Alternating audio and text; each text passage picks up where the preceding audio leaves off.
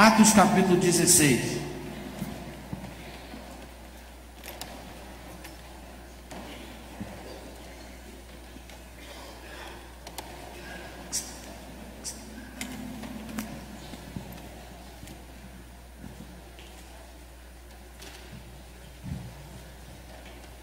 Atos capítulo 16, eu quero ler com você. Não vou pedir para você ficar de pé, porque nós vamos ler alguns versículos. E eu quero que você acompanhe. Você que está sem Bíblia aí, não se preocupe não, porque alguém vai entregar a Bíblia para você ler. Se você tiver sem óculos, vão te dar o óculos para você ler. Não queria que ninguém ficasse sem a porção da palavra de Deus agora. Atos capítulo 16, reverentemente sentados, vamos fazer a leitura até o verso 34. De noite, Paulo teve uma visão. Nela, em pé, um homem da Macedônia suplicava: vem para a Macedônia e ajude-nos. E quando ele teve esta visão, logo procuramos partir para a Macedônia, concluindo que Deus nos havia chamado para nos anunciar o Evangelho. Navegando de Trode, fomos em linha reta para Samotrácia e no dia seguinte para Neápolis. De lá fomos para Filipos, colônia romana, e a cidade mais importante desse distrito da Macedônia. Ali ficamos alguns dias. Eles chegam onde eu quero compartilhar com vocês. Agora Paulo chega a Filipos. No sábado, saímos da cidade para a beira do rio, onde julgávamos haver um lugar de oração. E sentados falávamos às mulheres ali reunidas. Uma das mulheres que nos ouvia, chamada Lídia, vendedora de tecidos de púrpura da cidade de Tiatira, era temente a Deus. O Senhor lhe abriu o coração para acolher as coisas que Paulo dizia. Depois de batizada com as pessoas da sua casa, ela nos suplicou: se me considerais crente no Senhor, entrai e permanecei em minha casa. E nos compeliu a isso. Aconteceu que quando íamos ao lugar de oração, veio ao nosso encontro uma jovem que tinha um espírito adivinhador e que, adivinhando, dava grande lucro aos seus senhores. Seguindo Paulo e a nós, ela gritava: estes homens são servos do Deus Altíssimo, eles vos anunciam o caminho da salvação.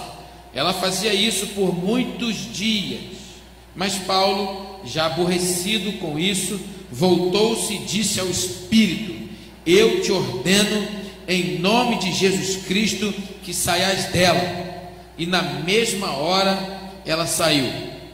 Quando viram que a esperança do seu lucro havia desaparecido, seus senhores prenderam Paulo e Silas e os arrastaram para a praça perante as autoridades, e apresentando-os aos magistrados disseram: estes homens que são judeus estão perturbando a nossa cidade. Eles divulgam costumes que a nós romanos não é permitido acatar nem praticar. A multidão investiu contra eles, e os magistrados, rasgando-lhes as roupas, mandaram espancá-los com varas. Depois de espancá-los muito, colocaram-nos na prisão, ordenando ao carcereiro que os guardasse com segurança. Tendo recebido esta ordem, ele colocou na prisão interna e prendeu os pés ao tronco. Por volta de meia-noite, Paulo e Silas entraram em depressão e começaram a chorar muito, com saudade da família. É isso que está escrito aí, irmãos? Açoitados, presos. Por volta de meia-noite, Paulo e Silas oravam e cantavam hinos a Deus, enquanto os presos os escutavam. De repente, houve um terremoto tão intenso que os alicerces do cárcere foram abalados, e logo todas as portas se abriram e as correntes de todos se soltaram. O carcereiro acordou e, vendo abertas as portas da prisão, sacou a espada para suicidar-se, supondo que os presos haviam fugido. Mas Paulo gritou para ele: não te faças nenhum mal, porque estamos todos aqui. Ele pediu luz, correu para dentro e, trêmulo, prostrou diante de Paulo e Silas, levando-os para fora, e disse: senhores, que preciso fazer para ser salvo? Eles responderam: crê no Senhor Jesus, e tu e a tua casa serão salvos. Então pregaram a palavra de Deus a ele e a todos os que eram da sua, e levando-os consigo, naquela mesma hora da noite, lavou-lhes os ferimentos, e logo foi batizado, ele e todos os seus. Então os fez subir para casa, pôs a mesa para eles, e alegrou-se muito com toda a sua casa, por haver crido em Deus. Pai, em nome de Jesus, nós te suplicamos a misericórdia da unção do teu Santo Espírito, para que aquilo que seja dito nesta noite venha tão somente do Senhor, e aquilo que não vier da tua parte seja confundido, não seja ouvido, muito menos entendido. Que tão somente o teu poder e a tua palavra sejam ministrados aqui nesta noite. Joga por terra qualquer intenção do diabo de querer tirar a atenção de todos aqueles que precisam ouvir a tua palavra nesta noite. Aqueles que nos acompanham pela internet, aqueles que nos acompanham aqui ao vivo no culto presencial. Em nome de Jesus. Amém. Até onde Deus vai por uma família? É muito bonito olhar família a partir do texto sagrado. Até onde Deus vai por uma família? Semana passada à noite nós pensamos sobre qual o propósito de Deus para a sua família. E hoje eu quero continuar respondendo a essa pergunta. Quais são os propósitos de Deus para a sua família? O que Deus faz por uma família? Até onde Deus vai por uma família? Aqui em Filipos está nascendo a igreja que depois ficou conhecida como aos Filipenses. Paulo escreve uma carta aos Filipenses. A igreja de Filipos nasce porque Deus queria alcançar 3 famílias. Ele tinha um objetivo que a gente chama no plano de curso, um objetivo geral, que era plantar a igreja de Filipos. Ele chega para Paulo, para Silas. O texto é muito profundo e merece um dedicar seu durante a semana. Lucas agora não é só narrador, mas se torna personagem. Ele diz: partimos, juntos nós fomos. Em algum momento nós podemos imaginar, porque ele não está preso, a narrativa é só de Paulo e Silas, que esse é um momento que não se dá temporalmente falando na sequência em que nós temos ele escrito, porque ao mesmo tempo que ele narra, ele não vai preso. Há um lapso de tempo aqui. Paulo chega na Macedônia, Paulo chega em Filipos, uma província, a mais importante província dessa região, dessa cidade romana. E ele tem um objetivo. Ele não sabia qual era, mas específico, geral. Mas o específico era levar ajuda. Um homem chega para ele numa visão sobrenatural e diz: passa a Macedônia e nos ajude. E a gente podia conjecturar tanta coisa, mas tem tanta gente que faz tanta heresia em cima do que a Bíblia não diz, que é até perigoso. Mas por que não imaginar que este homem representa, não é, representa a oração do pai desta jovem, que clama por libertação. Não está escrito. É Jesus que aparece para Paulo? É um anjo que aparece para Paulo? Eu não sei especificar. Eu só sei de uma coisa: Deus chega para essa equipe de missionários e fala assim: ó, vai para Macedônia. Eu tenho um projeto para vocês lá. E o projeto de Deus lá era para alcançar, a princípio, de maneira específica, 3 famílias. Ele chega na Macedônia, e algo muito interessante é que ele encontra na beira do rio mulheres orando. Nós não temos outro relato. A impressão que nós temos é que o Evangelho de Jesus está chegando aqui em Filipos pela primeira vez. Mas eu acredito que essas mulheres que estavam nesse lugar de oração, já havia um lugar de oração em Filipos. Essas mulheres prosélitas, talvez convertidas do tempo de Atos capítulo 2, que foram a Jerusalém por ocasião da festa dos Pentecostes, voltaram daquelas 5 mil pessoas pregando a palavra. Muitos foram alcançados na volta dessa igreja nascente, ainda sem discipulado, ainda sem treinamento, mas uma igreja que nasce do poder do Espírito Santo e volta para o seu lar e compartilha. Mulheres que não sabiam talvez o que fazer com o evangelho, mas queriam orar. Paulo chega e encontra Lídia, uma vendedora de púrpura. A casa dela, e eu fico encantado porque o Espírito Santo não registra nada à toa. Ele encontra Lídia. Lídia abre o coração para o evangelho. O evangelho entra no coração de Lídia. E porque o evangelho entra no coração de Lídia, a casa dela é alcançada, e todos da sua casa.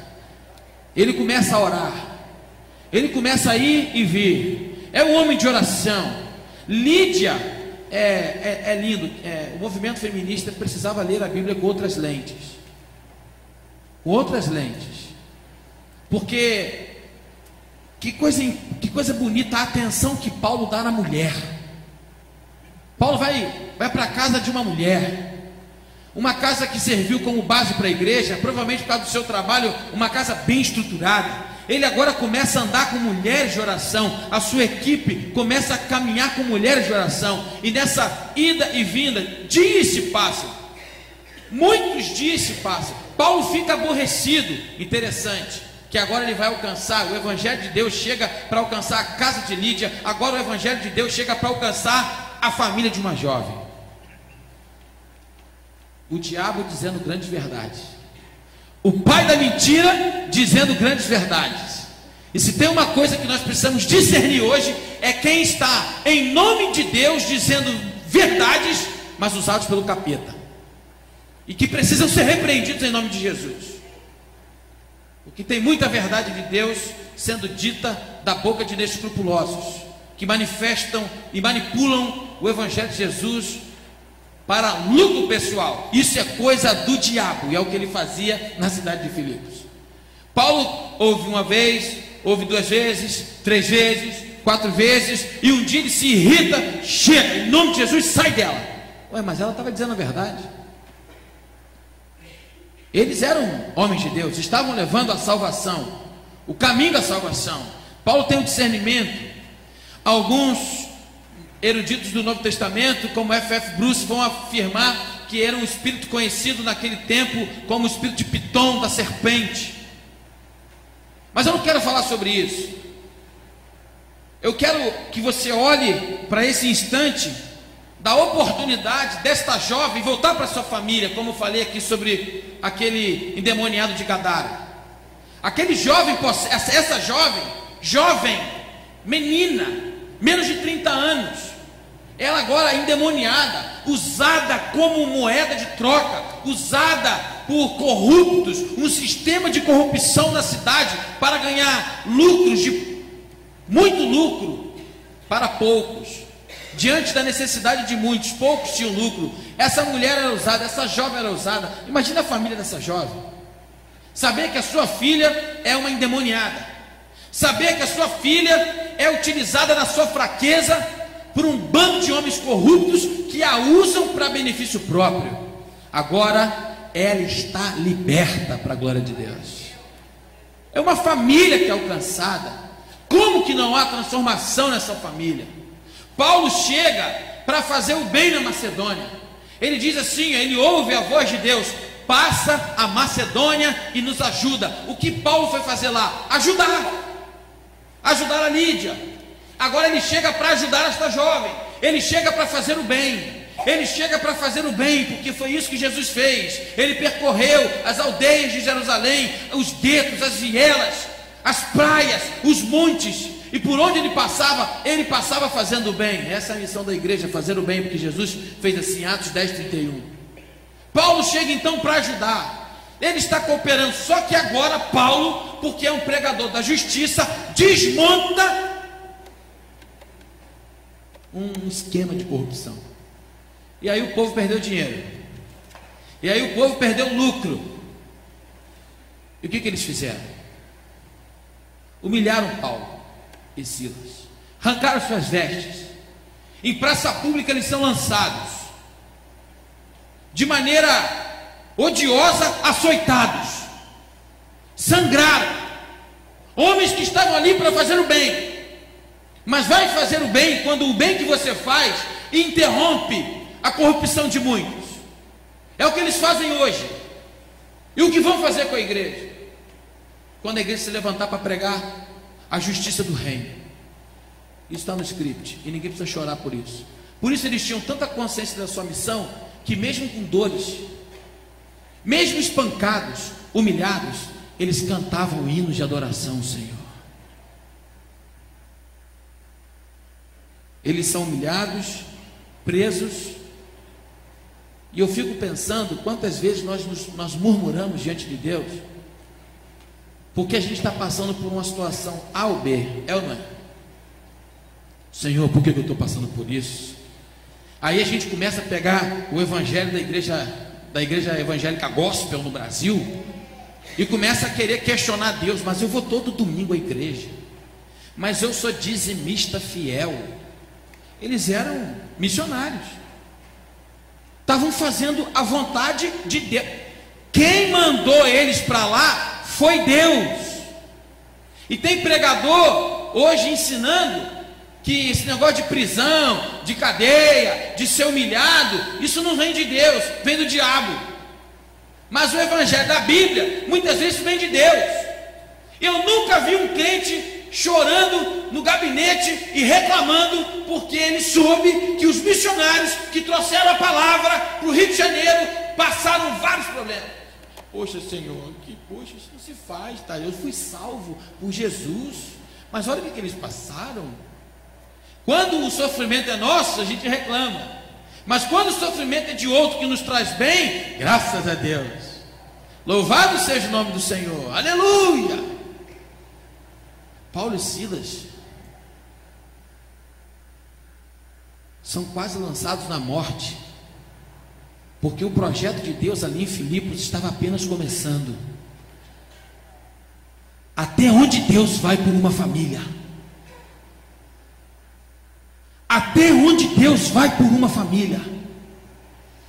Deus ama tanto uma família é importante para ele. Ele já tinha alcançado Lídia, ele já tinha expulsado o demônio, aquela jovem já estava liberta, mas tinha alguém lá na cadeia que servia a província romana que ele queria alcançar, e nem que ele precise autorizar a morte, o escárnio um dos seus melhores homens ele vai permitir, porque uma família vale muito para Deus.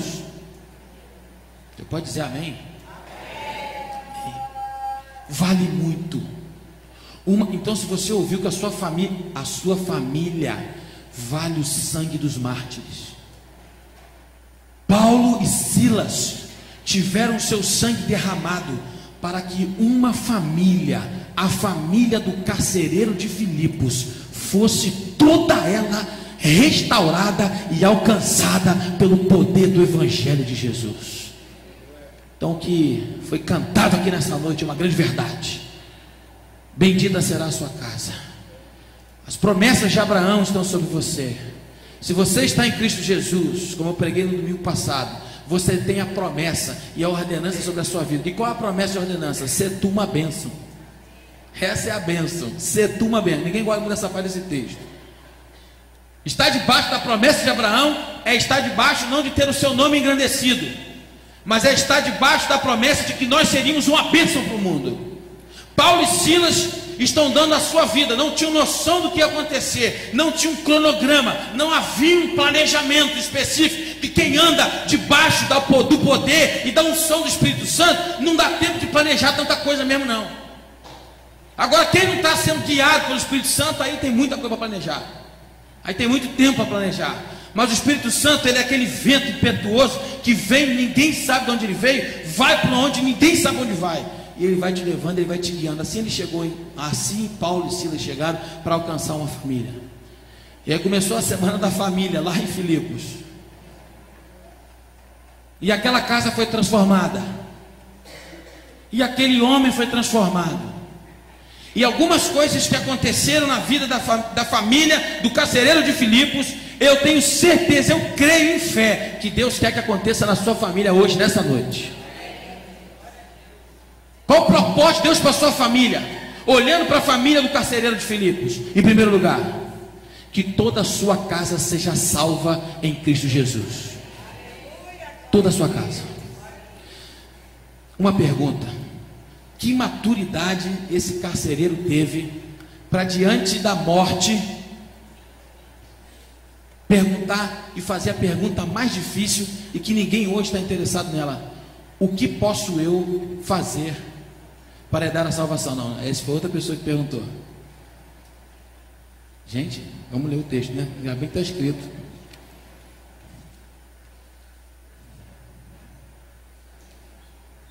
Senhores, o que preciso fazer para ser salvo? O cara cai de joelhos e pergunta assim: o que eu preciso para ser salvo? Criticamente, porque eu tenho uma mente crítica, eu olho para esse texto e observava esse texto, e essa salvação que o carcereiro pede a Paulo e Silas sempre foi ministrada como uma salvação eterna. E eu sempre olhei para esse e falei: peraí, que salvação? O cara estava querendo ser salvo, porque naquela época, se tem uma fuga, é melhor me suicidar do que morrer na mão dos romanos. Eu vou tirar minha vida, eu vou acabar com a minha vida. Antes de que eles me matem, eu me mato. Quando Paulo e Silas: não façam nada. Peraí, ele: opa, ainda tem uma esperança. Queridos, o que eu faço para ser salvo? Eu, durante um tempo, fiquei pensando, que estava assim: vocês vão me ajudar a fugir? Vocês vão fazer guarda? Vocês vão orar para mim, por mim? Vai dar tempo de eu escapar? O que eu faço? Não, se quer ser salvo, faz o seguinte: vem aqui com a gente, eu vou falar que você estava aqui, vamos dar um jeitinho brasileiro. Mas quando a gente estuda, a gente vai se aprofundando, a gente vai deixando as nossas críticas de lado e vai conhecendo aquilo que Deus vai revelando a outros irmãos na história da igreja. Sabe por que ele poderia ter consciência de que essa salvação era eterna? Primeiro, que a gente não sabe quantos dias eles estavam presos, e a Bíblia diz que à meia-noite eles cantavam o quê? Hinos a Deus.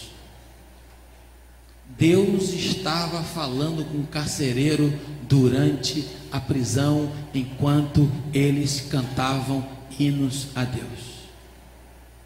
Você está passando por um momento de dificuldade na sua casa, como diz a Cassiane, louve. Você está chorando? Louve, porque o teu louvor invade os céus. Ele invade os céus de uma maneira tão grande que quem está ao seu lado escuta. Deus fala pelo louvor. A importância de uma adoração genuína numa igreja, a gente não consegue mensurar. Deus se revela àquele carcereiro no louvor, porque isso é uma pergunta muito séria. O que eu faço para ser salvo? E em segundo lugar, Deus fala pelo terremoto. Aquele homem conheceu o poder de Deus. Ele ouviu os hinos, e os hinos que Paulo cantava não são esses hinos aí da prosperidade que a gente canta, não, ou que a gente deve não cantar, deveria não cantar. Esses hinos são hinos teológicos, são hinos que falam da graça de Deus, do amor de Deus, da justiça de Deus. São salmos de Davi que exaltam quem Deus era e não quem o homem é. Esse louvor tinha como centro a pessoa do Cristo, a pessoa do Pai, a pessoa do Espírito, e não a pessoa do homem. Então eles podiam conhecer o Deus a quem eles louvavam, porque a palavra do Deus a quem eles louvavam estava permeada nas suas canções. Aleluia. O louvor acontece, um terremoto acontece. Se eu fosse o pastor, eu dizia: um terremoto vai acontecer. Só que é melhor eu parar de cantar, porque aí pode ter um terremoto. Sabe, irmãos, Deus agora se revela àquele carcereiro. Olha o que ele faz por uma vida, olha o que ele faz por uma família. Ele permite que um dos seus melhores soldados desse exército de Cristo vai parar numa prisão. Eles vão parar presos, injustiçados. Eles estão lá para fazer o bem. E se fôssemos nós hoje, imaturos que nós somos na fé, Senhor, faz justiça, honra teu servo, leva o teu servo entre os príncipes desse mundo. Paulo e Silas estão cantando louvores, estão adorando ao Senhor. Ele se revela, ele permite isso. Agora ele começa a falar: esse carcereiro está sendo quebrantado, a palavra está sendo disseminada. Ele ganhou Lídia. Agora o carcereiro tinha notícias do que tinha acontecido, ele tinha ouvido falar do poder de Deus. Aquele esquema que o pessoal ganhava de acabou. Por quê? Paulo, agora esse Paulo que está preso, agora esse Paulo está cantando, esse Paulo está orando. Agora o terremoto acontece e a cadeia se abre. Você, esses caras são de Deus e eu quero esse Deus para mim. Até onde Deus vai por uma família. Se tiver que gerar terremoto, ele gera. Se tiver que prender o pastor Maurício, ele prende. Se tiver que, ele faz, porque uma família é importante para Deus. Uma família. E ele responde, e ele recebe o complemento do discipulado. Cai de joelhos e diz: o que eu preciso fazer para ser salvo? O que ele ouve? Vamos recitar todos de cor. Atos 16:31, 1, 2, 3 e...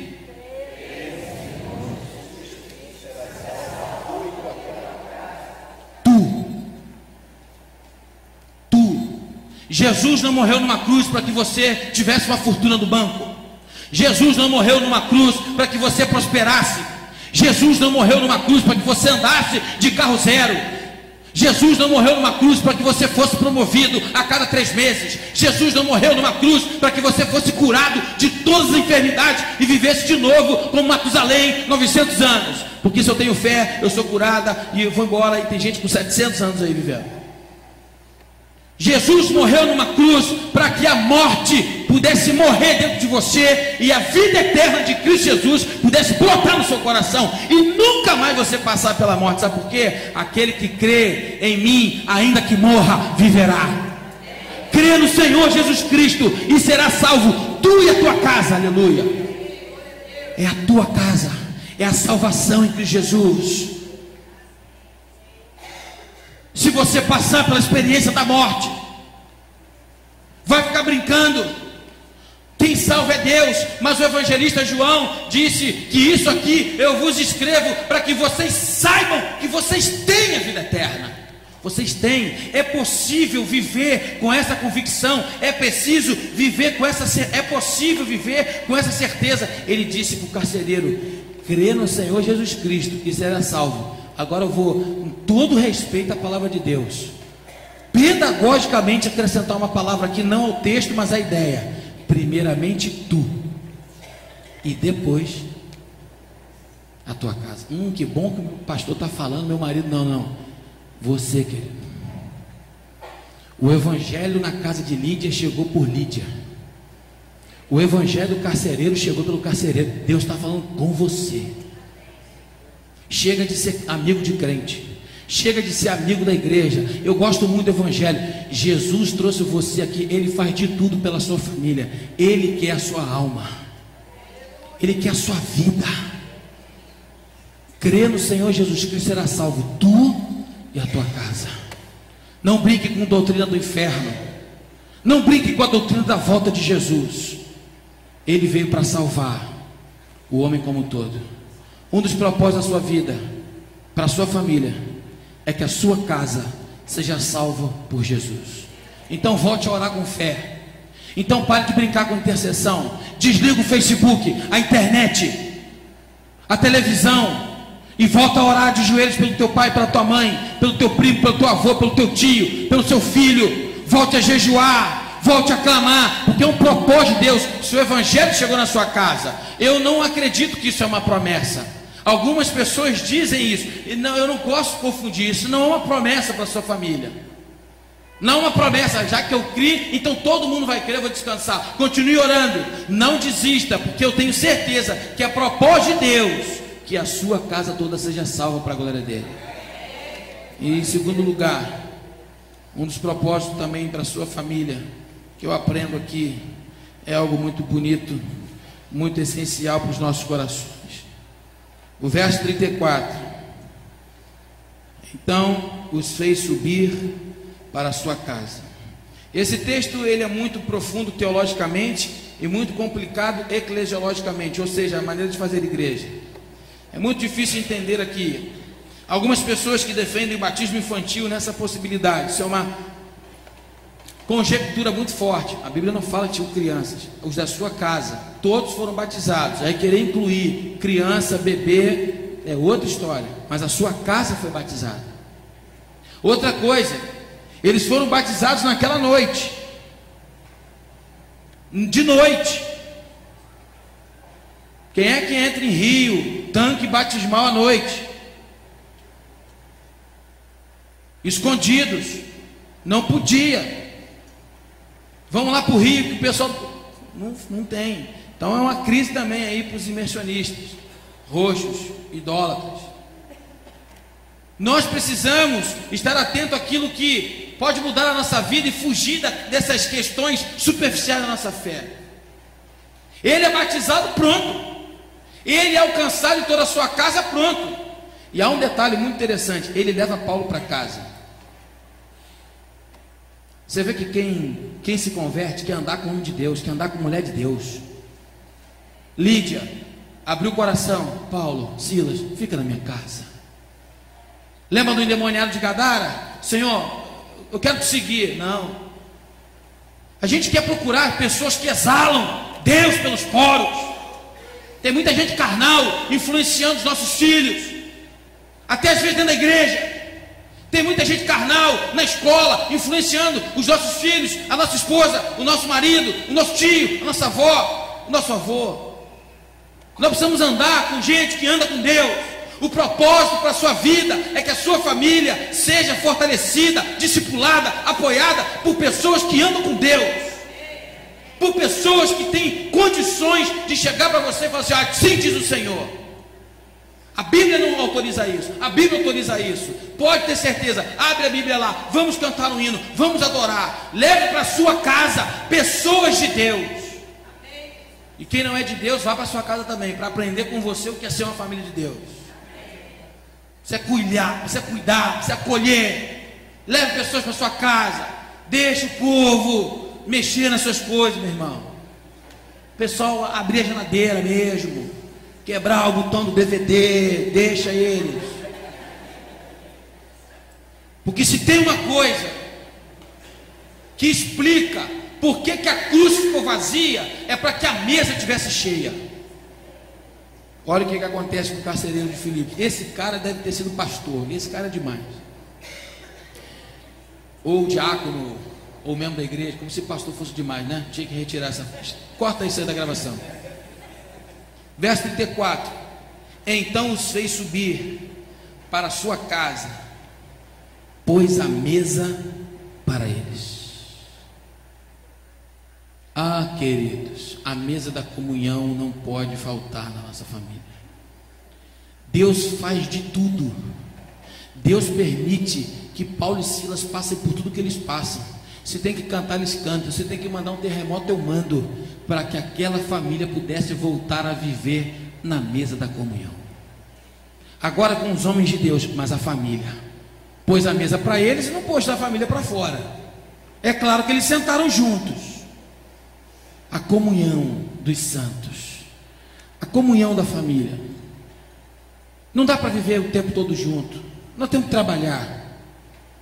Mas pequenas coisas fazem a diferença.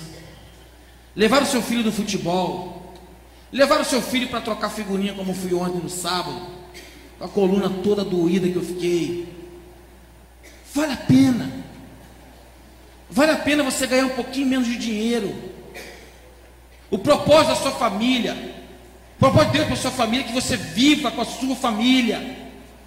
Como é bom você poder sair junto com a sua família. Nós podemos jantar juntos na sexta-feira, eu e minha família, e na hora de ali no restaurante orar, ter a experiência de ouvir o meu filho orar pelos meninos encarcerados. Vamos orar pelo alimento. Aí Lucas, Senhor, em nome de Jesus, obrigado por esse papá, assim, assim, assim, e abençoe os meninos que são presos. Comunhão com a família. Vamos voltar a sentar à mesa, coisa difícil lá em casa. Minha esposa está aqui, fica mais difícil de pregar. É difícil. Eu sou um que chega em casa, pego o prato, vou correndo pro sofá, Globo Esporte, e acabou de assistir do Flamengo, vamos embora. Tem que parar com isso, pastor. A gente precisa da comunhão. Nós precisamos estar mais juntos. O propósito dele para a sua família é o que esse carcereiro viveu. Ele trouxe a família dele à mesa. E eu quero dizer uma coisa para você, que surgiu lá essa semana no sepultamento da Maria. Por que nós entregamos flores só na hora do sepultamento? Por que nós temos esse hábito bonito, que deve não há pecado nenhum, deve ser feito, é uma maneira do luto, deixar a gente, de vencer o luto, é uma homenagem. Isso faz parte da gente virar a página da nossa vida. Mas vamos dar flores em vida. Vamos reunir mais a família. Quando morre alguém, todo mundo aparece. Aí a família está reunida. O propósito de Deus para a sua família é que a sua família seja salva por Jesus, para que a cruz que ficou vazia possa ver a mesa cheia da comunhão. Então, meu irmão, vai perdoando pessoas aí hoje, ó. Vai perdoando a sogra, vai perdoando o sogro, vai perdoando o irmão, vai perdoando a irmã, o filho, o tio, o pai. Vamos parar com essa briga na família, vamos quietar o nosso coração, porque depois que morrer não adianta jogar flor. Depois que morrer não adianta ver a família reunida. A gente está ali para chorar. Tem que reunir a família agora, junto, que o propósito de Deus para a família é a comunhão. E nem a igreja deve tirar a comunhão da família. Nós vamos ter a semana da família agora, sexta-feira, terça-feira, fazer aqui o nosso jabá de novo, 8 horas. Pastor Gisiel, pastor Estevão, pastor Maurício, 8 horas, vem. Mas no segundo semestre nós vamos ter 2 semanas da família. 2, que é isso, pastor? 2, em nome de Jesus. E como é que vai ser essa semana? Segunda-feira, os homens não vão jogar futebol.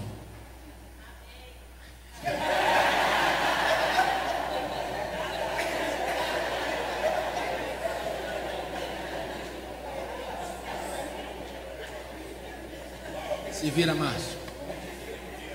Ó, segunda-feira não vai ter o futebol. Cadê o Carlos, nosso tecladista? O nosso goleiro é tecladista, né? A esposa deve ter falado ali, amém, né? Segunda-feira, o Ministério de Homens aí, nós estamos lá com futebol, não vai ter. Terça-feira, não vai ter célula.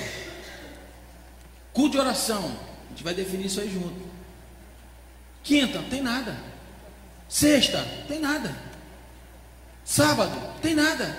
Nós vamos entregar uma programação leve, para que a semana seja essa aqui, é semana para a família. Porque muitas vezes a igreja tem roubado o tempo da família. Se eu perguntar se tem ou não tem, minha esposa é a primeira, tem. E nada pode roubar o tempo da família, porque a família é um projeto de Deus. Em último lugar, o projeto de Deus para a sua casa, para a sua família, passa para a fé em Jesus. Maurício, me ajuda aqui no piano. E olha como que esse carcereiro nos ensina aqui sobre família. Verso 34. Então os fez subir para a sua casa, pôs a mesa para eles, e alegrou-se muito com toda a família, a sua casa, por haver crido em Deus. A alegria que Deus quer para a sua casa não é proveniente do dinheiro, não é proveniente do emprego. A alegria que Deus gera na vida de uma família, ela é proveniente da fé em Deus. Ele se alegrou, não foi porque ele não morreu, ele se alegrou porque todos haviam crido em Deus. A alegria chega numa casa, a alegria completa que só Cristo pode dar, a alegria que nós temos no meio da dor, no meio da tristeza, no meio do desespero, porque crente fica doente, porque tem uma seta sobre a minha vida. Que seta? É o vírus que invadiu lá, que não era para invadir, e ficou doente.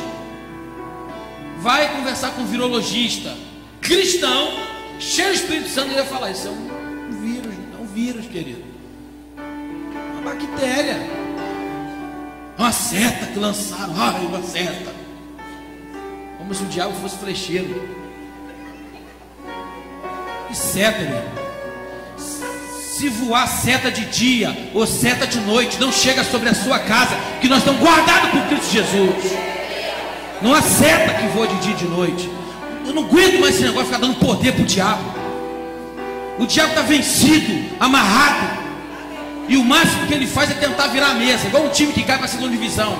Caiu, ele fica lá tentando virar a mesa. Aí faz um barulho, o povo reclama, vai para a internet, briga e fala e não sei, aí vai um tumulto. Aí gera constrangimento, gera uma dor aqui, o pessoal briga ali. É o que o diabo está fazendo, ele está tentando virar a mesa, porque ele já caiu. Quem te guarda é Deus. Quem te guarda é Deus. Paulo e Silas foram presos porque estavam fazendo bem.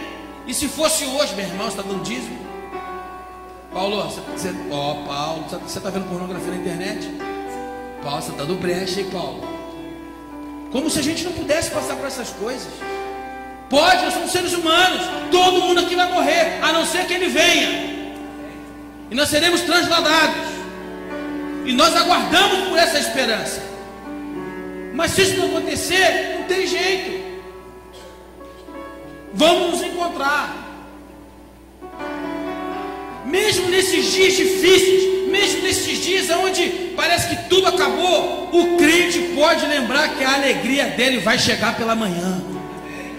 Que o choro pode durar uma noite toda.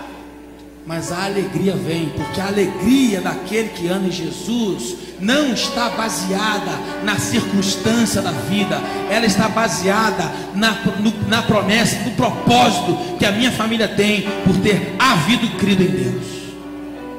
Eles se alegraram porque eles creram em Deus. Está faltando alegria na sua casa? Está faltando fé em Cristo Jesus. O Brasil é um país de fé. O Brasil é um país de fé. O Rio de Janeiro é um estado de fé, é um município de fé. Eu já estive pregando em muitos lugares, até fora do Rio. Fomos a Goiânia, vemos manifestação de fé. Fui em Belém do Pará, vi manifestação de fé. Estive no Espírito Santo, vi manifestação de fé. Minas Gerais, manifestação de fé. Nós vemos manifestação de fé em todo que é lugar. O Brasil é conhecido como um país de fé. Mas que fé? Em quem você tem crido? Onde você tem depositado a sua fé? Numa religião? Num homem?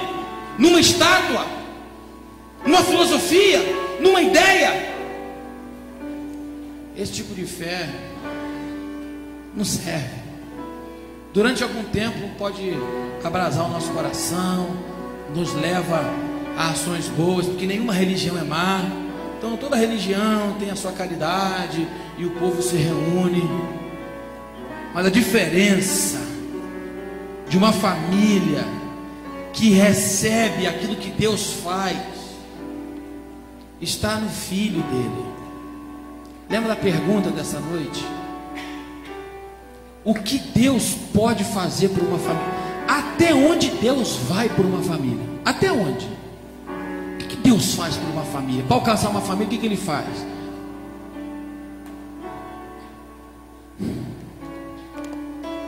Nem mesmo ao seu próprio filho Ele poupou. Por amor a você.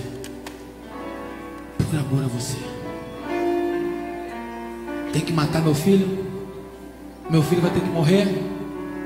É? Por amor a essas famílias que serão descendentes dele? Tem problema. Ele morre. Eu entrego meu filho. Por amor às famílias. Eu entrego meu filho. Crê no Senhor Jesus Cristo e será salvo, tu e a tua casa. Entrega a tua vida para Jesus. Volta a viver a alegria da salvação. Quantos crentes perderam a alegria da salvação? Quantos crentes? Quantas famílias perderam a alegria da salvação? Não experimentam isso, por quê? Pararam de andar com homens de Deus, pararam de andar com mulheres de Deus, trouxeram pessoas para dentro da casa que não cooperam, trouxeram para dentro da família pessoas que não têm o temor de Deus para aconselhar, começam a receber a ajuda daqui e dali. Nós temos que ser influência e não ser influenciados. Traga Jesus para sua casa. Feche os seus olhos nesse instante. Quero convidar o Ministério de Louvor e nós vamos cantar uma canção. Enquanto eles vêm, eu queria que você orasse. Ore pela sua família agora. Ore por alguém da sua família que não conhece Jesus agora. Assuma um compromisso com Deus. Senhor, eu vou orar mais, porque eu acredito que é propósito do Senhor. Assim como aconteceu na vida do carcereiro, assim como aconteceu na vida de Lídia, eu quero que toda a minha casa, eu estou desesperançado, eu estava até esquecendo disso, mas hoje eu estou voltando a orar. Eu preciso disso. Ore pelo seu filho, ore pela sua filha, ore por você. E eu queria que você tivesse um minuto de reflexão, que às vezes a gente sai respondendo alguns apelos, algumas direções sem pensar. Não, nada disso. Queria que você pudesse ouvir essa canção, se quiser cantar com eles, mas sentados. Eu queria que você tivesse o teu tempo. Se você quiser se ajoelhar no seu lugar, se ajoelhe, se quebrante diante de Deus. Nós estamos em família, aqui não tem posição certa ou errada. Nós estamos diante do Senhor que nos vê por dentro, não é por fora. Vamos adorar o Senhor.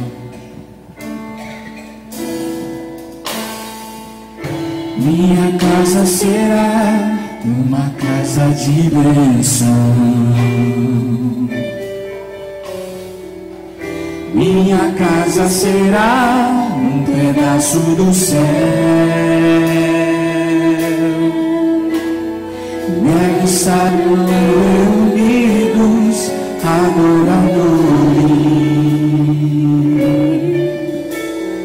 que só exaltam ao Deus verdadeiro e fiel. Minha casa será reconhecida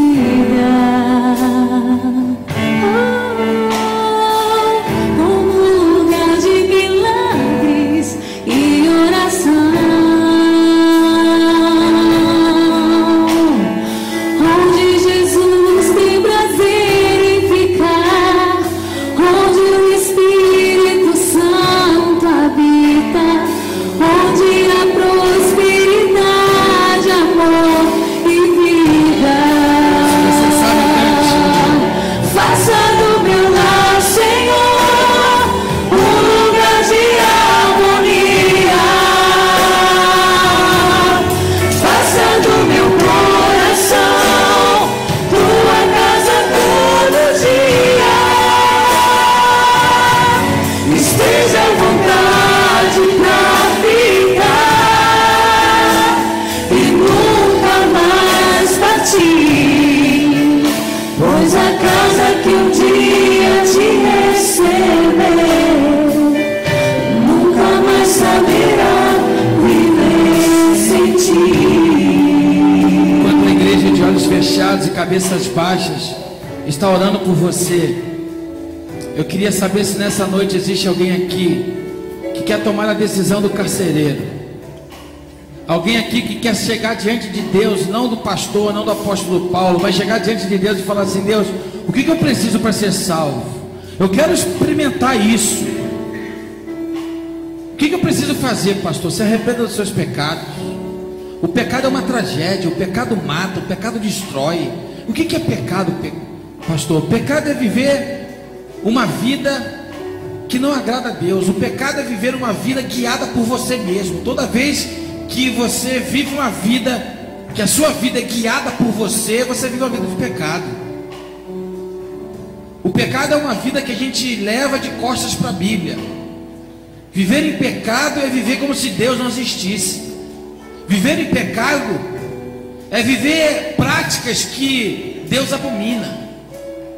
E você sozinho não tem como parar com isso tudo. Por isso você não precisa deixar de fazer o que você está fazendo, para depois vir, porque é impossível você deixar de fazer o que você está fazendo. E Deus não está preocupado com o que você está fazendo, Deus está preocupado com você. Por isso Ele quer mudar a sua história, mudar a sua vida. O que você precisa fazer? Nada. Só confessar que Ele é Senhor. Só confessar que você é pecador, que você não tem mais o que fazer, se voltar para Deus e começar a te seguir Jesus. É uma caminhada, é um primeiro passo de uma longa caminhada até Ele voltar, mas o primeiro passo precisa ser dado. E se você quer entregar a sua vida a Jesus aqui nessa noite, eu quero que você baixinho repita essa oração comigo, se você concordar ao ponto de fazer das minhas palavras as suas. Diga assim para Deus, sem que ninguém ouça, nem o seu vizinho ao lado aí. Querido Deus, eu entendi nessa noite que a única maneira de eu ser salvo é crendo em Jesus. E eu quero sair daqui para ser um discípulo dele, uma discípula dele. Eu quero seguir Jesus, o Jesus que está escrito na Bíblia. Eu tenho muita dúvida, mas eu vou me aproximar de pessoas que podem me ajudar.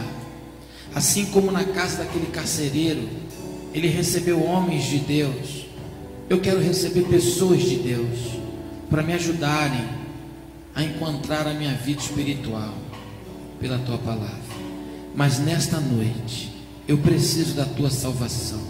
Eu me entrego a ti. Eu te confesso como Senhor e Salvador da minha vida. Eu quero abandonar tudo para te seguir. Se você fez essa oração comigo, erga sua mão para o alto, bem alto. Eu quero só orar por você. Alguém, Deus te abençoe. Pode abaixar a sua mão, eu vi lá atrás. Glória a Deus, aquela jovem, Deus te abençoe. Aqui na frente eu vi, Deus te abençoe. Glória a Deus. Mais alguém, Deus te abençoe lá atrás. Glória a Deus. Há mais alguém que deseja entregar a sua vida, como esses jovens e esses adultos que já fizeram isso lá na galeria, aqui embaixo. Há mais alguém, erga sua mão ao Senhor. Ele está ouvindo sua oração, ouvindo o seu clamor. Nós louvamos a Deus por essas decisões. Há mais alguém como esses que fizeram essa decisão.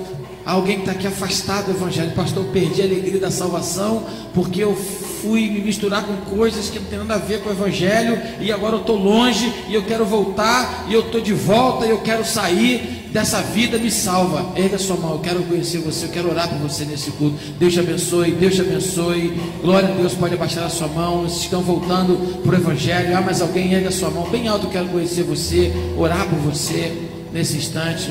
Nós louvamos a Deus por essas decisões em Cristo Jesus. Pai querido, nós te agradecemos porque hoje houve salvação na tua casa. Nós te louvamos porque o Senhor fez de tudo para que essas famílias fossem alcançadas, e eles responderam com fé o amor que o Senhor tem dado a eles. Nós te agradecemos por essas vidas que foram transformadas e serão transformadas pelo Senhor. Nos ajude como igreja a alcançá-los, a discipulá-los, que eles estejam agora na semana da família, que a gente possa se relacionar, crie estratégias para que em nome de Jesus a gente possa alcançá-los, e que toda obra maligna contrária à vida deles seja repreendida em nome de Jesus. Muito obrigado, porque a partir de agora eles estão cobertos pelo sangue do Cordeiro. Nós amamos o Senhor, em nome de Jesus. Enquanto a igreja está orando, eu queria que os nossos discipuladores, quem levantou a mão, vai levantar a mão de novo. E você que é um discipulador, um líder de célula, você vai ficar prestando atenção agora, que eu quero que você aborde essas pessoas no final do culto. Levanta a mão de novo, só mais um pouquinho. Todo mundo que levantou a mão, levanta bem altinho, bem alto agora, bem alto, bem alto. Joga lá de vermelho. Olha, os nossos discipuladores, líderes de célula, estejam atentos, tá bom? Você vai ser abordado. Deus te abençoe em nome de Jesus. Vamos cantar essa canção? Vamos ficar em pé e cantar isso. A minha casa será, em nome de Jesus. Faça do meu lar, Senhor, lugar de harmonia. Faça do meu coração tua casa todo dia. Esteja à vontade pra ficar e nunca mais partir. Pois a casa que um dia te recebeu nunca mais saberá viver sem ti. Faça do meu lar. Faça do meu lar, Senhor, um lugar de harmonia. Faça do meu coração tua casa todo dia. Esteja à vontade pra ficar e nunca mais partir. Pois a casa que um dia te recebeu nunca mais saberá viver sem ti. Senhor, em nome de Jesus, que essa Semana da Família seja uma semana de restauração na tua igreja. Ó Pai, que seja o teu Santo Espírito todo dia dessa semana a lembrar das famílias do compromisso que nós temos de estar aqui às 8 horas, terça, quarta, quinta e sexta, para aprender, compartilhar, conviver e orar pelas famílias da tua igreja. Em nome de Jesus, amém.